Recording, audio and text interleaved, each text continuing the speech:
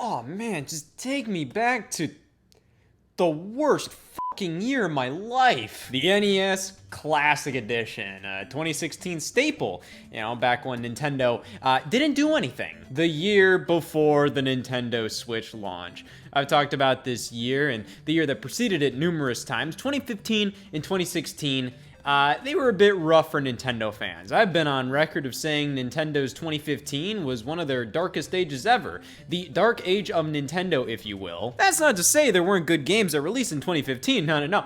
It just felt like a year where there was like no hope left for Nintendo. Just the sheer number of bad games they published. Bad to like mediocre games. Games that you were like, the quality threshold was a little lower that year, for some of those releases. And also the games that they did announce in 2015 were like horrible. And it just felt like, we were going into a bit of a lull, as fans of this company. And 2016 was that lull. Like, there was nothing that year. I mean, nothing in the, can also be a synonym for Pokemon Sun and Moon and Fire Emblem Fates. There was definitely stuff to play that year, but it just didn't really feel like a substantial year when we were in it. It just kind of felt like we were waiting for the NX to be announced, and as we were waiting for the NX to be announced, which would then be the Nintendo Switch, there was nothing to do on our Wii U's. Like, we had like Mario and Sonic 2016, but it very much felt like Nintendo had nothing left to offer, Wii U owners and 3DS owners to a similar extent, but not nearly to the same extent. There was still stuff to play, but a lot of it were like just like whatever games. But there was hope at the end of the tunnel. At E3 2016, Nintendo showed off one of the greatest trailers of all time, the Breath of the Wild E3 2016 trailer. Like, honestly, like jaw-dropping, absolutely phenomenal. And the only trailer that was better than it was the trailer that debuted at the Nintendo Switch presentation 2017. That trailer is amazing. The music, visuals, everything. But the E3 2016 trailer for Breath of the Wild, beautiful. I remember before that trailer, I kind of felt like, damn, like, why do I like this company? And then when that trailer debuted, I was like, that's why.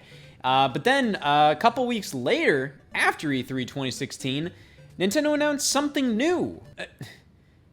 The NES Classic Edition. I remember rolling out of bed in the summer of 2016, and saw on my phone, Nintendo's bringing the NES back to retail. Like, that was kind of the headline used. Nintendo's bringing the NES back.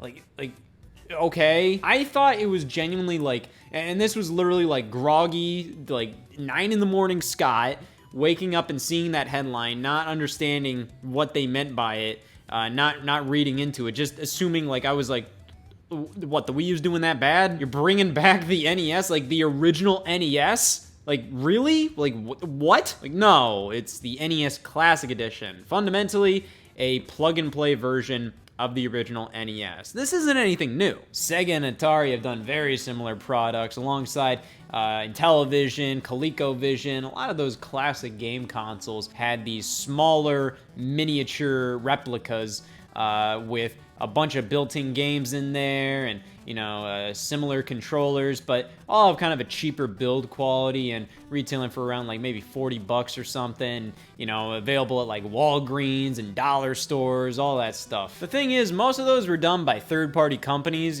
companies that would just like license the names of Sega and Atari and all that and make, these cheapo consoles. They get the job done. I feel like a lot of people are a little too harsh on those systems. I'm not saying they're great, but, they're not really meant for the enthusiasts. They're mainly meant for moms and dads who grew up with these systems and they don't know the difference between bad emulation and good emulation. So it's just like if the Sonic the Hedgehog music is pitched up slightly, they're not gonna notice nor care. They buy those things just as like little cheap, like, oh man, I saw this for $40. Let me show my son what I played when I was a kid. And that's all they're really meant for. But this is made by Nintendo specifically, and it was retailing for $60 and was launching in November of 2016. This was Nintendo's big holiday item outside of Pokemon Sun and Moon. This was kind of Nintendo's way to, you know, get by the fact that, you know, they were kind of done with the Wii U. The Wii U's only major holiday release was Paper Mario Color Splash. Take that as you will. And they announced the Nintendo Switch later in October 2016, so right before the holidays. So I don't really think many people got a Wii U that Christmas. It's just like, why would you? Just wait a couple months for the Nintendo Switch to come out. But this is a bit of a different story. This is for like a completely different market, and the same market at the same time, because you know damn well everybody wanted this for some goddamn reason. It's like, did I really need this? No, I had literally I could play all of these games. Like, I had all of these games that were included on the NES Classic Edition, like on my Wii U and 3DS and original Wii. But it's like, it's fucking cute! So, yeah, I remember rolling out of bed in that summer of 2016 and seeing that headline, and, you know, I opened it up and I realized, like, oh, so it's like a plug-and-play console. And I saw, hey, it's going to include 30 games. But the problem is, you know, I was like, okay, 30 games, and, like, how many of them are gonna be soccer? Just, you know, like 30 copies of soccer. But then I saw the list of games included on the NES Classic Edition, and that excited me. So if we flip this box around, we get pretty much all the games right here. And honestly, the games Nintendo selected are pretty much perfect. I mean, there's some duds in here. I got a legal pad here. We can write them down. I really like these legal pads now. I bought a big stack of them at the grocery store, and I like them. You know, you just do your thing, and then you just rip it off, and then you move on. I love it. So, 30 built-in classic NES games. What are they? First up is Balloon Fight. You know, that's kind of like a Nintendo fan classic. I'm not really sure how popular Balloon Fight really is. I think it's kind of iconic in the sense of like, oh, retro NES stuff. But overall, you know, I think it's kind of like, it's included because it's a Nintendo... It's kind of a cute Nintendo history lesson kind of thing. Not saying Balloon Fight's bad. I really like Balloon Fight. Balloon Fight's one of the few black box NES games that really does hold up. That alongside like Mario 1, Excite Bike, a couple others here and there. You know, Balloon Fight's still really fun to play to this day. But overall, you know, it is a bit, it's kind of higher up on the totem pole just because it was a Nintendo published and developed game. But you know what? Man, I'd say it's probably not showing up on anybody's like top like 20 favorite NES games. It might be around the, you know, like 25, 30 range, but I'll write that down as one of the stranger ones, one of the ones that I'm like not really sure if that really constitutes being on this thing. I know I just said how I really like the list of games they included here, and the first one on the list I wrote down on the thou not worthy list. But we followed it up with Bubble Bobble. That's a classic. That is like one of the biggest, like, boom, NES games. Everybody knows Bubble Bobble. Castlevania, another classic. Castlevania 2 Simon's Quest.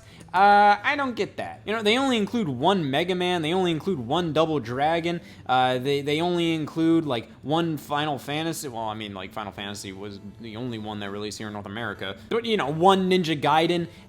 You know, I think most people would probably say Castlevania 3 is the superior one. Castlevania 2 is a little more of the controversial type. That's one of the most controversial, like, sequels of, like, oh, man, what the hell is this game? It has its fan base, and I don't think anybody can actively say, like, oh, man, that game is bad, but, you know, it definitely had a lot of problems. I will put it here, I think it's kind of a strange inclusion. Castlevania 3 would have been a better inclusion, but I think more people remember Castlevania 2. Donkey Kong and Donkey Kong Jr. No Donkey Kong 3 and Donkey Kong Jr. math.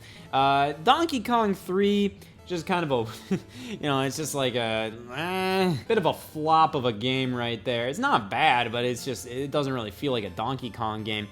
Donkey Kong Jr. Math, oh no. I think that would have been funny to include. just like, oh yeah, why not? But no, they picked the most important ones there.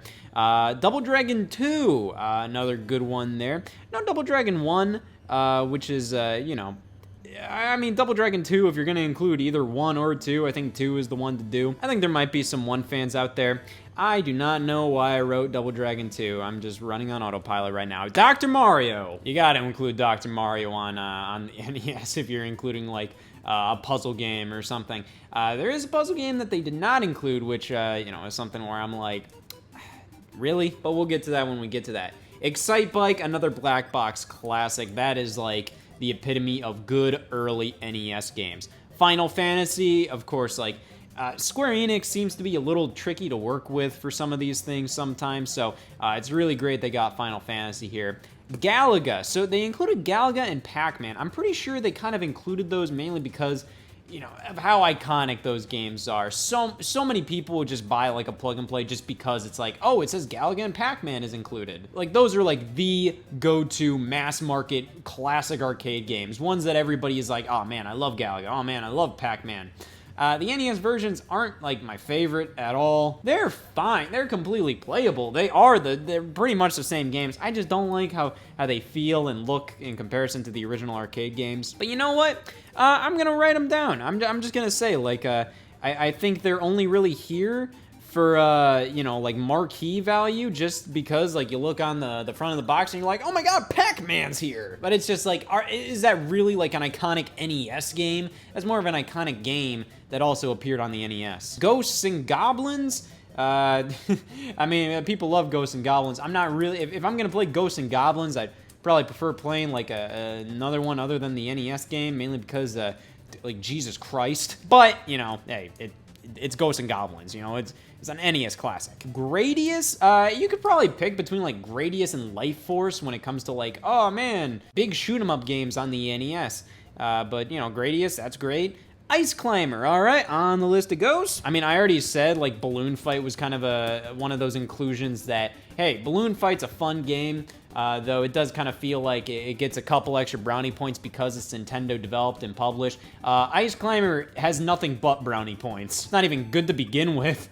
It's pretty much here just because like Ice Climber has been kind of retroactively inducted into this NES classic sphere, where it's like, oh man, you know, everybody loves Ice Climber just because like Ice Climbers are in Smash Brothers and people look at them like, oh man, yeah, Ice Climber, I love Ice Climber. Like, no you don't. Kid Icarus, Kirby's Adventure, awesome. Mario Brothers, oh man. I mean, another one where I'm like, kind of there just because it's a Nintendo mainstay, and it's also like one of Mario's first appearance. Mario's first major appearance outside of the Donkey Kong series. See, that's the main problem. It's just like, Mario Brothers on the NES, dog shit. Controls like garbage. Like, I hate the control in Mario Brothers. I will not find a single person that disagrees with me here. If you want a good version of Mario Brothers, play any of the Mario Game Boy Advance games, like the Mario Advance series, Mario and Luigi Superstar Saga. It comes with, you know, a revamped version of Mario Brothers that is just so much better. Kind of just comes down to the controls. The controls are just leagues better in that game. Mario Brothers on NES, man, I'll write it. It's kind of just there because it's Mario, and it's also like, hey, this is part of Nintendo history, but it's just like, I don't know about that one, man. Mega Man 2, I mean, like, if you're gonna pick a Mega Man game, Mega Man 2, obviously. You know, I think, like, there is something to say about, like, Mega Man 6. Mega Man 3 has its fans, you know, like over 2. Obviously, Mega Man 3 is a great game, but, you know, there are some people that debate between Mega Man 3 and 2. You know, 4 and 5 is where it started to lose some fans a bit, and I think 6 ended the series' reign on the NES very, very well. But 4 and 5, you know, has some, like, naysayers out there, people that are like, oh man, this is where it started to dip in quality, but there's a lot of people that think 4 and 5 are some of the best. I think we can all agree, thank God they didn't include Mega Man 1. Metroid, you got to include Metroid, even if, you know, like, oof, NES Metroid, like, oof. Ninja Gaiden, I think Ninja Gaiden 1 is the one to include. 2 and 3, I don't really, like, care as much about. I think the original Ninja Gaiden is just so iconic compared to the sequels, even if the sequels are pretty good. Pac-Man, already put that into the old dumpster. Punch-Out featuring Mr. Dream. I love Punch-Out, one of my favorite NES games of all time. A lot of people, a lot of fake fans, as I like to call it, really hate the fact that this is like not the Punch-Out, not the Mike Tyson's Punch-Out. And I'm like, yeah, would it have been great if they could have included the original Mike Tyson's Punch-Out?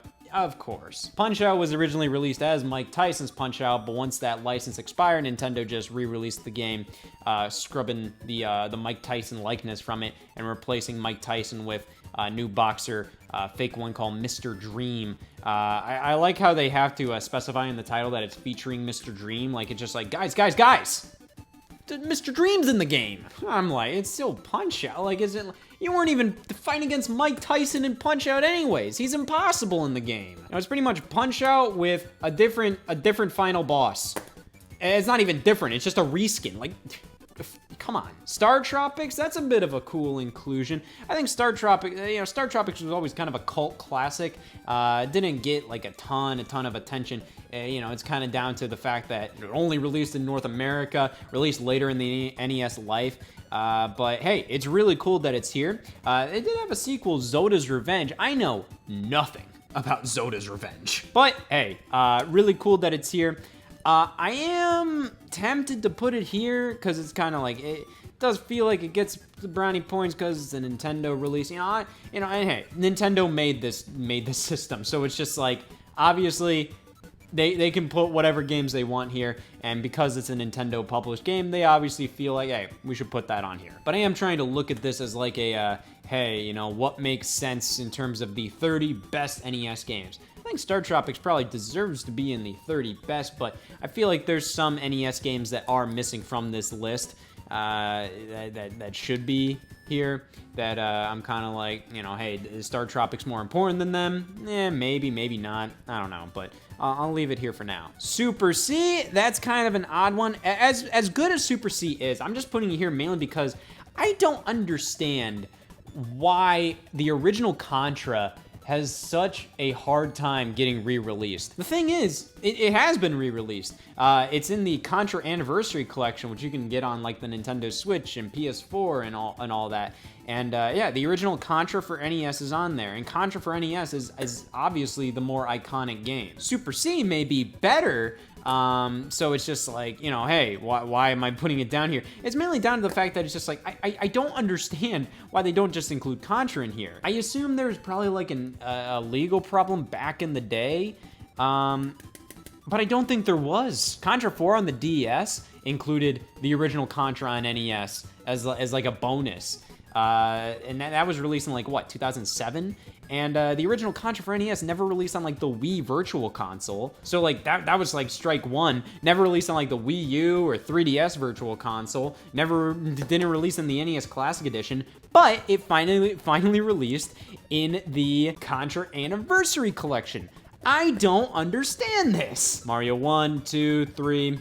obviously. Tecmo Bowl, big one right there. I think, like, including Tecmo Bowl is great. This just has, like, this amazing variety. This great, just full look at everything the NES had to offer. And, of course, we ended off with The Legend of Zelda and Zelda 2. I like it how Nintendo kind of went against alphabetical order, just kind of putting Zelda at the end there, even if it begins with L. Out of the 30, these are like the only ones that I find to be a little questionable. Like I think Super C and Balloon Fight are great games. And, Galaga and Pac-Man are classics. Castlevania 2 has its fans. Those are like the questionable ones, as in like I'm kind of like could have included other games, or these ones feel like they might not fit as like, oh man, the best NES games of all time. I think the big one that's missing is obviously Tetris. I think Nintendo's kind of weird with like Tetris sometimes, where Tetris played a huge part in the original Game Boy and NES's libraries. And, obviously you have to go through the Tetris company to license it now. But the thing is, like, Sega did that. The Sega Genesis Mini included Tetris as a built-in game. And Tetris never even released for that damn console. It was like a bonus game they included. Tetris was being developed for the Sega Genesis and they, never released, but they finally put it out in the Sega Genesis Mini. And so it's just like they didn't have to do it, but they went through the trouble of licensing Tetris from the Tetris company, and Nintendo didn't do that. And the NES is the NES actually got Tetris, and it was a big deal. But the fact that there's only like a couple games here that I think are somewhat questionable. And there's only a few games that I'm like, oh man, you should have included that. That is impressive. That shows that they really cared. Nintendo really could have just included like 30 of their own games. You know, they released a ton of stuff for the NES that they could have just included at, you know, no extra cost. And they could have included Urban Champion, tennis, volleyball. But no, they went for the best of the best. And they went to all these different companies, you know, Square, who owns Final Fantasy, Capcom, who owns Mega Man, Tecmo, who owns Ninja Gaiden, Konami, Castlevania. And they went to all of them and they asked them, hey, can we put your games on the NES Classic Edition? And that just shows how much they actually cared about making a great product. And I think that was really awesome. That got me excited about this thing. That showed to me that this isn't just some like cheapo thing that Nintendo just farted out to make a quick buck. You know, they might have originally thought of it as that, but they put a ton of love and attention into this thing. And I think a lot of people noticed because this thing was impossible to get. Nintendo was like putting out trailers and, you know, overviews and, you know, showing like game journalists and reviewers the console before its release in November of 2016. But pre-orders never went up. People had to go to like the midnight launch or like, you know, the early morning launch, waiting in line to get this thing. The NES. I'm like, I own most of these games on my Wii U, and I was like, oh god, I gotta have it. And that just kind of makes me think, it's just like, what is with these mini consoles, man? Like, what makes them so cool? Like, we can play most of these games already, especially NES games. I mean, NES games are re-released like every single like millisecond. What is it about these damn mini consoles that's just like, oh god, we gotta have it? I mean, like, yeah, the $60, that's a steal. That's like $2 per game, and you get a cute little mini console and an authentic controller. That's another thing. It's just like you get to play it with like an actual NES controller, and it has HDMI and it's accessible because you can just walk into a store and buy it, you think. But no, they never opened up pre-orders. You had to be there to get one, you know, like you had to be the first there. And like scalpers would show up, they would just buy out NES Classic Editions and they sell them on eBay for like hundreds of dollars. And it was like, you couldn't get one of these things. And months later, Nintendo announced like, yeah, we're done with that, we're discontinuing this. What? They were like, yeah, we're only planning for this to be like a little fun product for the holiday. And then they were like, yep, and then after that, we're done. I never understood that because there were so many accessories for this thing. It only came with one controller. You could buy a second controller separately for only $10. That was like, whoa, $10? Jesus, it's a cheap ass price because these controllers also have like numerous applications, which is crazy. But like third parties were making accessories, officially licensed accessories, you know, carrying cases. There was a book right here, Playing with Power, Nintendo NES Classics. Now, this wasn't really specifically for the NES Classic Edition. This launched right alongside the NES Classic Edition, but this kind of felt like just kind of fate that it came out on that same day, because this isn't really like, I don't actually think this references the NES Classic Edition at all. It's kind of just like a compilation of a bunch of different like strategy guides from like Nintendo Power. Like it only includes the first party Nintendo releases, and you know, all of these were actually games included in the NES Classic Edition. So yeah, I assume this was created as a way, you know, as like a strategy guide, you know, dual release alongside the NES Classic Edition.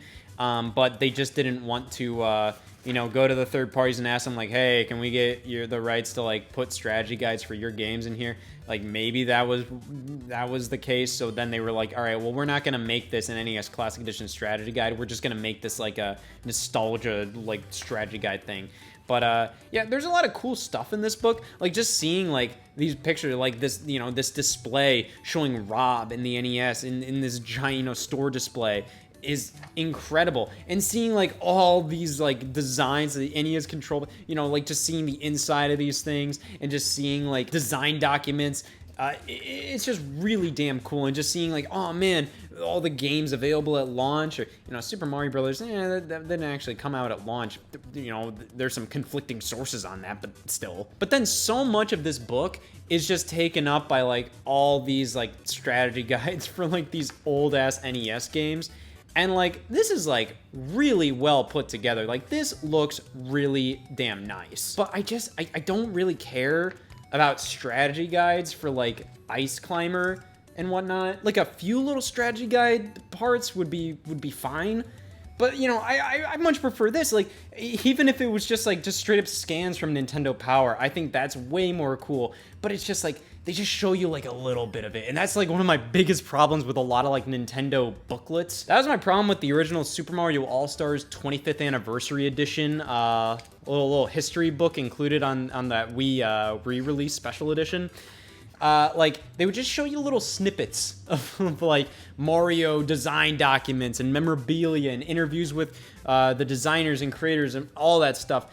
And I'm like, oh, please, like, give me more. Like, I would prefer this, where it just shows you, like, oh, man, like, this is, like, stuff from the early days of the NES. They include Popeye, Gumshoe. And, like, I would love if the whole book was just stuff like this, but then it just moves right on to, like, oh, man, do you want to know how to be a pro at balloon fight? Fucking dumb, but not right now because I want to see more of this stuff. But the design of this book is quite nice. Just seeing like, oh man, little, you know, instruction manual for like Donkey Kong Classics there. Even if it's a little like, it's not like the greatest quality scan, but you know, hey, like at least the composition is nice. And even then, a lot of these screenshots, these weren't taken from the NES Classic Edition because, as I'll talk about, the video quality was great in that these look like they were just captured off of like an old school TV. And it's not even that consistent. Like, these screenshots look like they were taken from the NES Classic Edition, but then we go on to like these screenshots and these are super blurry. Then after the Donkey Kong Jr. strategy guide, we have like an inside look at game packs, and they have all this like tech information on how NES games worked. And it's just like, this stuff is way more interesting than this stuff. So yeah, I gotta be honest, I mainly bought this on Amazon back in like 2016, 2017, mainly because the cover and the way the book looked, because it's just like, you know, the hardcover version comes with this slip cover that looks like an NES game cartridge. I mainly bought it for that reason. I thought that looked really nice. So it's just like, to that extent, like, yeah, it's great. But man, like, I like this. I just like seeing like, oh man, look at all of this. I mentioned Tetris here. They mentioned Faxanadu, and Short Order and Eggsplode. Come on. As it stands, playing with Power Nintendo NES Classics is a cool compilation of like old strategy guides and whatnot. Because like we can just look at like, yeah, they just include all this stuff from like, you know, the Super Mario Bros. 3 strategy guide, which is awesome. Just these full art spreads. That's great. But overall, you know, I just wish it was kind of more of like a coffee table retrospective book for the NES. If they weren't going to go like the full-blown NES Classic Edition strategy guide. Because like I said, it doesn't even include all the games. It just mainly focuses on the Nintendo published ones. But getting back on track, this showed that Nintendo was very serious about the NES Classic Edition being this big new product for them. They even did a big old hotline. Back during the NES days, you could call the Nintendo Power Hotline for advice or just some tips on how to get through a tough part in a game you're in. And Nintendo brought back the hotline number just for like a couple days during the launch of the NES Classic Edition. And there weren't actually like any people on the other end. They would just play like a recording for you, but that was still kind of cute. But yeah, they were pretty serious about like this being like a big launch and a big deal. And it definitely was. Like, people that didn't even know the Wii U existed were lining up to pick this up. You know, people that were like, oh my god, you know, I remember that NES, I'm gonna get one. People that didn't actually realize that you could download these games on your Wii and Wii U and 3DS. You know, hey, this strategy worked. You walk into a store, you see a Wii U, you're not gonna immediately think like, oh, I'm gonna download Star Tropics. No, you walk into the store and you see this, you're gonna be like, oh my god, I remember the NES. It was perfect, and Nintendo knew that, and I think this was a great thing to launch right before the Nintendo Switch. You know, this kind of got Nintendo back in everybody's minds, especially after Pokemon Go was such a sensation that summer of 2016. You know, that got people back into Pokemon, and they started remembering Nintendo existed again, and the NES Classic Edition kind of built on top of that. And then leading into the Nintendo Switch launch, I think this little guy, you know, while it wasn't directly responsible for the Nintendo Switch's success, I think it played a role in people kind of paying attention to the system, at least during its launch. And I remember getting mine on Best Buy online. I remember just driving home from like work one day, and just seeing like on my phone notification popped up because I would have like Nintendo news sites on Twitter notifications on like whenever they tweet. Yep, I'm one of those guys. But I remember seeing like it's just like NES Classic Edition up on Best Buy, so I just pulled over to a gas station and I bought it on my phone, and bam, got it. I think I got mine before they announced they were discontinued, so I was pretty happy about that. And yeah, I played this a good bit. Even if I already owned many of these games, this was just a much more fun way of playing them. This little mini console itself was a very high quality feeling interpretation of the original system, much better than any mini console we've seen up to this point. Most of them kind of like went for a general vibe of how the original console looked, but didn't try to go one-to-one.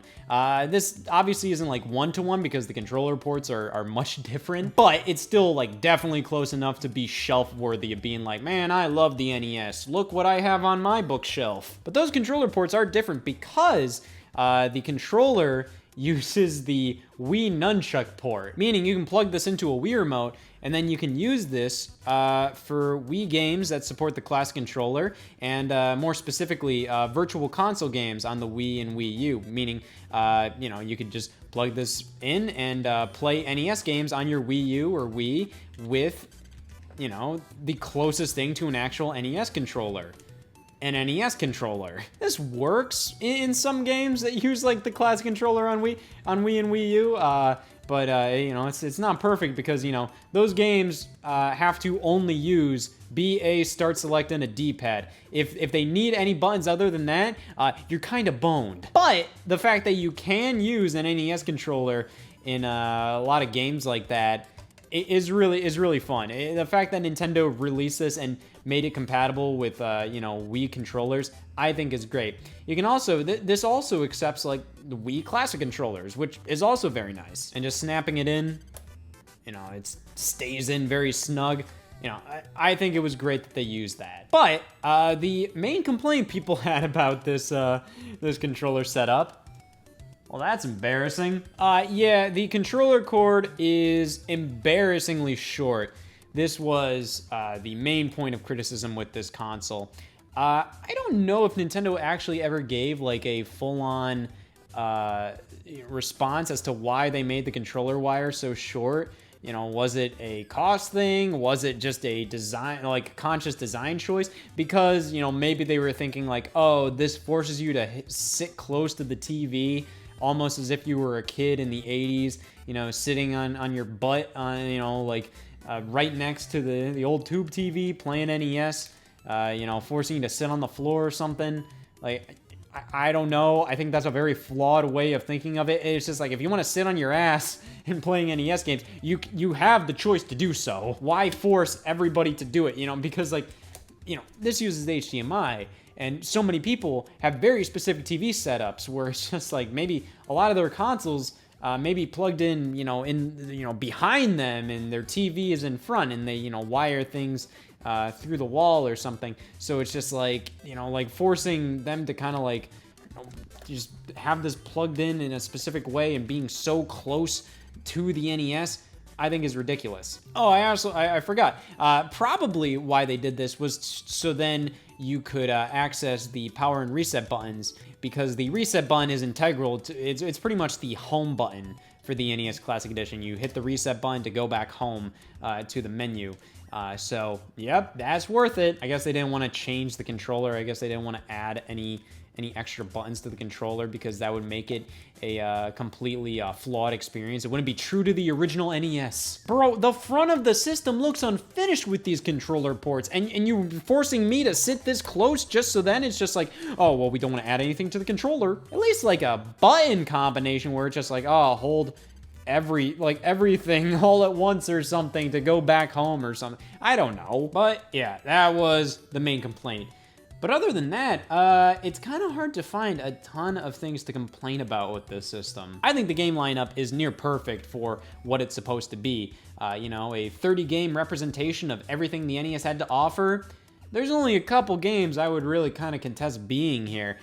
Pretty much, this is the definitive 30-game NES list. The menu is incredible. Like, one of my favorite little tunes Nintendo ever composed is the menu theme for the NES Classic Edition. It is like this perfect representation of just like kind of like thumbing through the NES library. It's so happy and it's so catchy, and I love it. The emulation is incredible on this thing. It's so beautiful. It looks so damn good. And I think what makes it so impressive is Nintendo absolutely fucking stunk at emulation for NES games before this. NES games on Wii U look disgusting. They're washed out, dark, blurry, like blah. NES games on the NES Classic Edition are crisp. They pop. The colors are all beautiful. It's wonderful. That's why like this is such a fun way to play the games, is the fact that you get to use an authentic NES controller and get to play the games in such a good way. They look wonderful on this device. There's only a couple of like display settings, unfortunately. You can do like 4:3 and then pixel perfect mode, which that means like the games were originally designed in a way where it's just like, you know, in a format that isn't 4:3, it's a little smaller than that. So Pixel Perfect kind of like displays the game at the resolution that the developers developed the game at. The official release would be a little stretched to 4:3. And then you have the CRT mode. I don't know why anybody ever like uses CRT modes. I get it. It's kind of like, that's cute, but so many like compilations and re-releases like this have a CRT mode. And I think it's cool to have there, but like, I never see anybody use it. Like, it's like, cool, I get to play the game as it would look playing on an old ass TV, but it's something where it's just like, I think the people that would really appreciate a CRT mode are the people that already have a CRT and they have like the best way to play these games, blah, blah, blah, blah, blah. Like they are these true enthusiasts that wouldn't even want a device like this. That's me generalizing, you know, obviously, you know, I think a lot of people do like the CRT modes, and, you know, even enthusiasts, I think there's a lot of enthusiasts that really appreciate and really love playing on these things. And yeah, when I say these things, you know, I'm saying this thing started a revolution. Whether that's good or bad, and you decide. I think this was an awesome little one-time release for Nintendo. But it kind of opened up the floodgates because all these other companies started doing their own mini consoles. You know, PlayStation, TurboGrafx, Sega Genesis. It just opened up everything. And it kind of made me go, it's just like, I think the mini console craze kind of like initially started with the NES Classic Edition, even though there was stuff before this. And then immediately like burnt out. And then after Nintendo went in for a second time, which we'll talk about, you know, their second attempt with the SNES Classic Edition. After that, so many other consoles came out, and I think the market kind of died. There were too many of these things, and it just kind of makes me think it's just like, you know, do we really need a mini console for everything? These are really cool, but it's just like after like a couple hours of playing it, I kind of just throw it in a sock drawer and never play it again. But hey, you know, I buy so many of these things because they're just really cool, and I think Nintendo did an amazing job with the NES Classic Edition. Obviously, it had some weak points, but overall, this was awesome. It definitely made 2016 a lot more interesting. 2016 may have been pretty horrible in terms of games as a Nintendo fan, but it was far from a not interesting year. And the NES Classic Edition made it as interesting as it was. And thankfully, Nintendo realized how many people were interested in this thing. They went back on their discontinuation announcement, and, you know, they produced some more of these things. And that's great. I wish they did a couple more of these, but as I said, I think the market kind of burnt out.